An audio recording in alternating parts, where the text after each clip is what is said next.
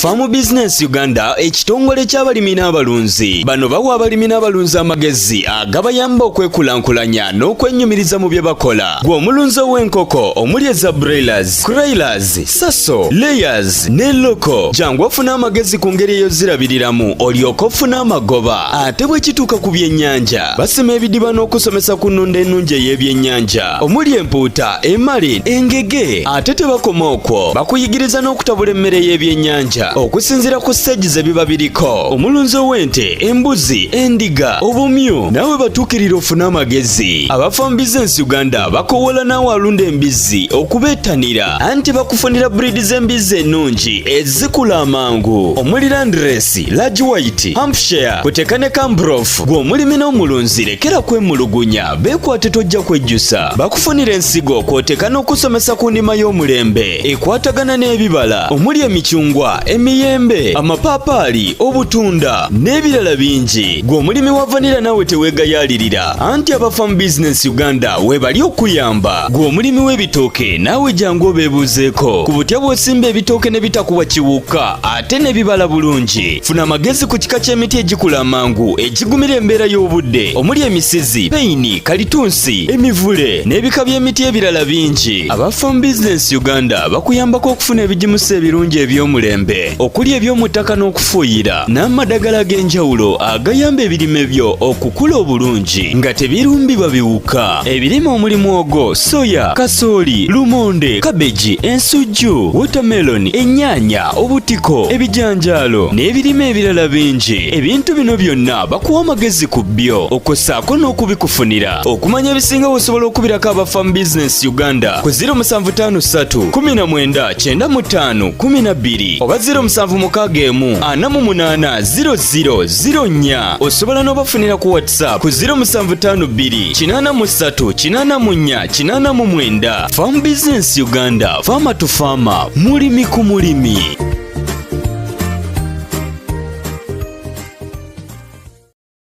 Oli mulabi mulungi weebale gwe atugoberera era atulaba ku bugazi obw'ensi eno. Farm Business Uganda, Farmer to Farmer, mulimi ku mulimi ate era mulunzi ku mulunzi.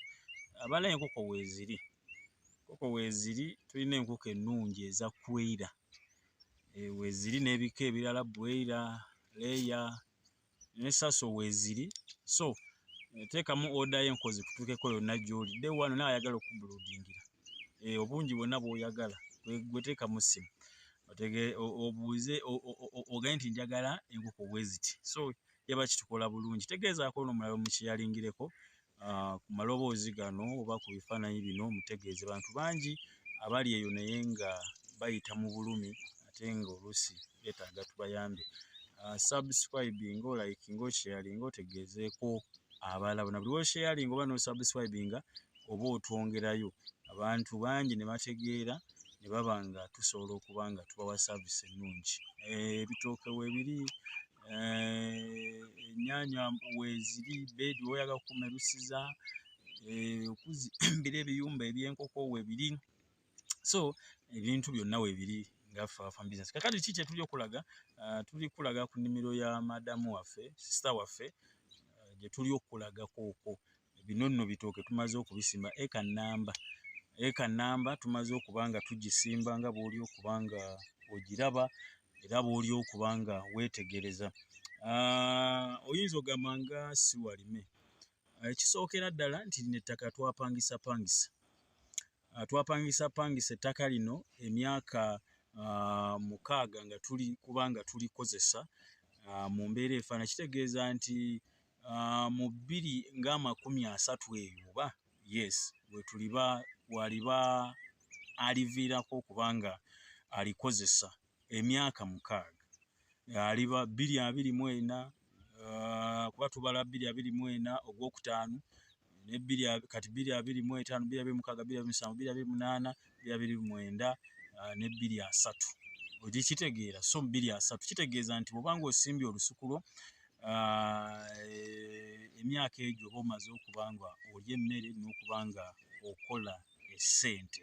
Kakati wano nga nti no twapangise we twapangisaako yali atandise okuba nga alimiramu ekirime kibayita ekya enanasi nga bw'oli okubanga oziraba. So tugenda okutuukawo ng'agize omuddo ogwali mukulu ne tukozesa obumu ku bukugu bwe tulina ne tugufuuyira era nga bw'oli okubanga ogulaba.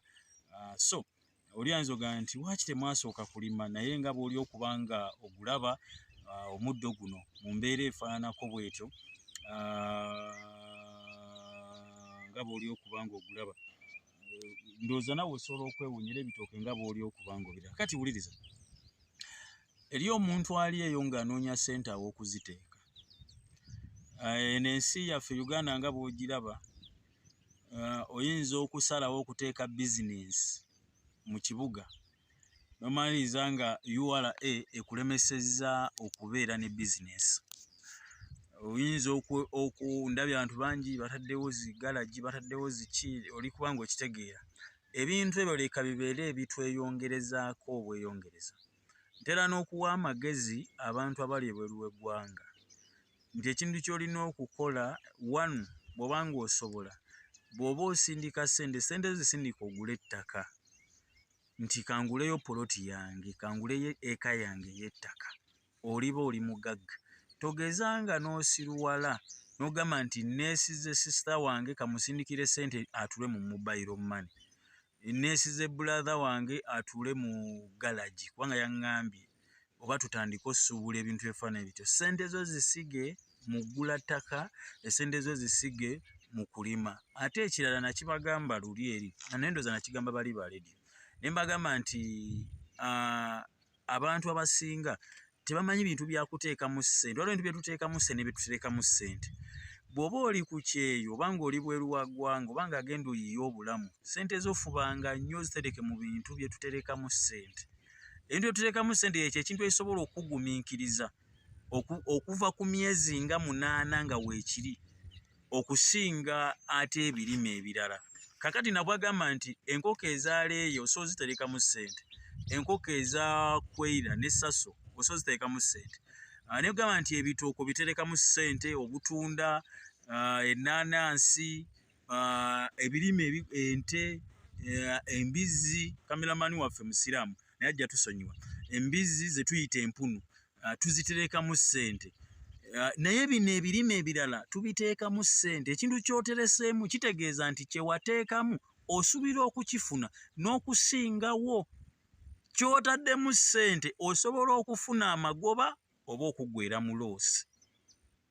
Oba oli kunfuna bulungi. Ekintu ky'otaddemu ssente kisobola obutakugumiikiza. Tugeze ennyaanya singa etuuka nga ya kidibo, bw'eyengera egenda kwengera lumu, tegenda kulinda. Naye ate akatunda singa tugeze ensawo ebeera ku 60,000 n'obeera ng'omaze okuba ng'okalima ku 60,000 bwe kanaatuuka ate kagatuukira ku 9 nga bwe kabadde, ng'ate bakajja ku mulimi. Kitegeeza ako kiterekebwamu ssente. Kakati ye kyenge nti bw'obanga oli eyo ng'oyagala toteeka mu bintu ssente, bintu tugeze ebiyinza okuba nga bikutawaanya n'okubanga oyongera okuba nga oteekamu ssente naye nga oluusi tezivaayo ng'oggweera mu loosi. Kakati sisita ono aterese ssente, alitereka ssente ze, oli kubanga okitegeera mu kintu ekigenda owangala kyagenda okubeerako emyaka 6 ne gwapangisizaako ettaka ajja sigaza ebitooke bino. Kubanga tusimbye ebitooke ffe twagala nti ebitooke byetusimba bibeera loka ebyaffe. Tetusimba bino ebyammwe eby'e Kawanda, tusimba bino ebyaffe. Kamera giterezemuko. Bw'otyo. Tusimba bino ebitooke ebyaffe. Biikaawo kadda ffe tugenda bizikiriza. Lwaki? Kubanga biri mu ssente. So nga ggwe ali okubanga otulaba nawe osobola ofuna ekinyegenyege n'oba ng'oyingira mu bitooke. Vidiyo nnyingi tuzibawadde ezikwatagana ku bitooke. Tuzibawadde ensukusa ensala yaazo ne tuzibawa. Tofa gasimba bitooke gafula. Teekateeka ettaka ly'osima ekinnya kyo, oba olina manyuwa muleete omuteekemu. Na ekirala waliwo yali ambuza ekibuuzo naye ndowooza kankiddemu. Ofunye chance kankiddiremu wano. Naga singa nsaawo ekibira kyange tewabaddeewo kintu kyonna nasaayeewo nenjamu emiti n'engitunda enku naye nga kibira njagala simba bitooke. Nawo nsobola okubeera ne puresha ereeta ebigimusa nemba nga nteeka mu kinnya awo toba na pressure nnene nnyo era awo obugimu oba okyabulina osobola okukisimbirawo ne kivaayo n'amaanyi gaakyo kubanga ettaka liba ppya awantu wawa ppya okusinga nnyo abalina pressure yeffenga awantu wadde wakozesebwa nnyo nga mu njoga endala ng'oba oluusi waaguba awo osobola okuba nga okiraba so katukulageko ndowooza balage n'eri yonna yonna babe nga balaba ettaka lino lyambuka paka eri nga bw'oliraba lyambuka paka eri mu mbeera efaanako bw'etyo so ekinnya kyaffe kikino sooka oleete tubalage ekinnya kyaffe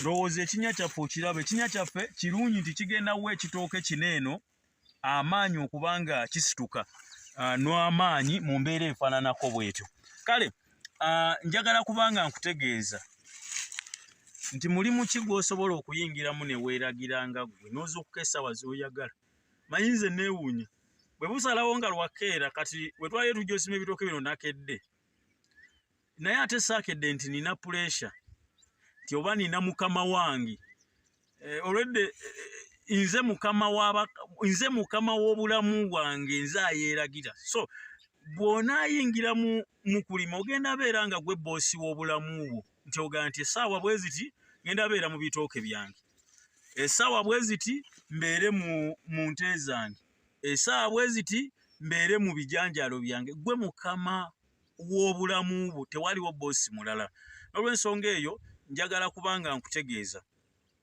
nti osobola okutweyungako n'ofuna amagezi mu nsonga ez'okulima ekirala munfune bulungi abantu amu tujja oluusi mujja mu inbox amagezi gano eno tugagaba oluusi ku bwereere kubanga oluusi kyatutonderwa naye oluusi ntera okubagamba nti nga bw'osituka oyagala kujja nkumenyeremenyere ennima ya Katonda oyagala kujja nkumenyeremenyere jjukira obudde bw'oyagala oyagala nkuwa obudde naye tolina 10 wadde kyotaddemu munfune bulungi tolina 10 kyotaddemu naye oyagala nkumenyere balima we batya Katonda kuseegi kola bwoti pima bwoti ojja kukozesa eddagala ffe tetulanga kuno madagala tulanga nsigo bino toke tubyogerako ne tuyinza bagamba muddo ddagala lye twakozesa wano kubanga kampuni tetusasula naye ate bw'ojja mu inbox soga nti kozesa ekika ky'eddagala bwe kiti kati byonna oyagala kubimanya naye oyagala bimanyira ku malusu nakibagamba teri afuna nga tataddeemu tebakulyanga ebinusu mpozi ng'ogenda kuba butayimbwa mpozi ng'ogenda kubba naye teriyo agaggawala nga tataddeemu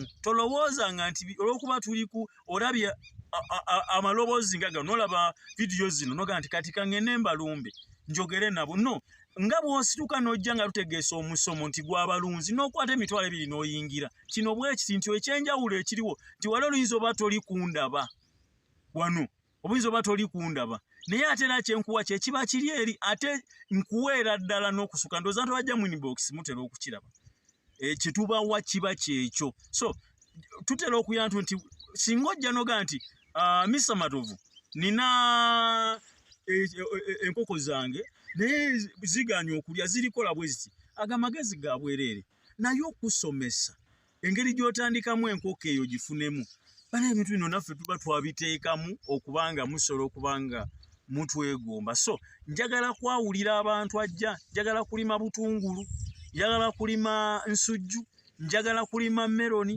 njagala kulima nnyaanya njagala kulunda nkoko oba mpunu singa oba tobirina ng'oyagala kitandika kitegeeza tugenda twala ebiseera n'abamu oluusi banyiiga omukulu omu yali webusiya yanyiiga nnyo n'abamu bajja oluusi nga tuluddewo n'okubaddamu ng'asindisa message naye nga tetuziddamu naye gweoyagala kukuyamba oli kitegeera naye ate naffe tulina bye tulyokola kati kanu imagine nti okuva kumakya tetunnaba kubeerako oba online kubaddamu message zammwe abakubya amasimu nti tugakutte oli kitegeeza nti obudde obwo bwe twandiba tukoleramu tulina ate ebirala by'abakama baffe oba ebyabannaffe abalala etuba tulina okuba nga tukwasaganya so yaba mutufune bulungi bw'obanga tekikwasa nsonyi bw'oba oyagala kutandika project tujja kuwa amagezi okitegeera naye tekikwasa nsonyi basebo ne tubeeremu abannayuganda oba abafirika tulina obuzibu bumu tetwagala kwejjako naye tetwagala ofuna toyagala kwejjako koolina naye ate oyagala ofuna omuntu ajja gy'oli naye nga mukoda wedde emimu naye ate yayagala nti bw'abazeewo muwe emisooli bw'abazeewo situte ku nnyanja naye nga ye mukoda wedde emimu tayagala kwejjako. Kakati Bayibuli erina weeyogera neegamba nti nno olijjibwako ne koolina aye ne bakawooli. So bw'obanga oyagala ofunamu tekiri muzikwatayo mutwalo mitwalo yoge nti bane kubanga data wadde wa kitongole data wa kitongole oketuukiriza wa kitongole naye ate agenda okusomesa oba agenda okwogera naawe by'oyagala okutegeera oyagala ntegeera kunnyonnyoka. Kizibu omuntu azze nga azze ne tutamunnyonnyola n'annyonnyokera ddala ebimunnyonnyoddwa. Kati kitegeeza nti bwe tuba omuntu oyo agenda mmala omutwalidde oluusi eddakiika 3 oba essaawa nnamba ng'oyagala kubanga bamuwuya obulamu nga mwogerako naffe muliranga kati ensi yammwe kubanga mufunye obudde obwogerako oko naffe olikitegeera. Kati oba ofunye obudde obwogerako naffe kati obudde otubusaddaaka naye tubaako era ebyo bukoleramu. So bw'oba ozze ng'ozze kuyigirizibwa kyanjawo n'omuntu akirina nga ayagala mwongeramu bukugu ate era oluusi n'amu oluusi bajja n'amaliriza nga azze nga bw'ojja n'ogamba nti njagala kusinkana n'ojja okunsinkana nga nti ojja kukwatayo bwe kati bwe kityo bwe kiri. So tekiri muti nno omulimu gwa kusaba ssente oba ki bwe kityo mu mbeera efuna. Kakati waako n'omusange ku Farm Business Uganda okulima n'okulunda Uganda ne Kevima Training Center. Waako n'omusange ku Farm Business Uganda okulima n'okulunda Uganda ne ku Farm Business Uganda ku YouTube kwokka, Facebook, TikTok, ebikutu emirala nedda.